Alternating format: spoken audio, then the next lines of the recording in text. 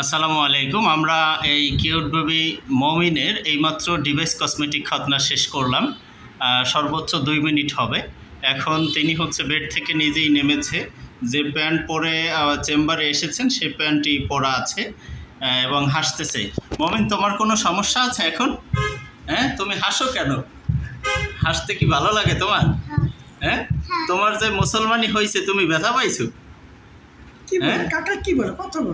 এই তো আমরা এই 2 মিনিট পরেই বেবিকে দেখতেছি। তিনি কোনো ধরনের নার্ভাস ফিল নেই, তার ভিতরে কোনো ভয় নেই।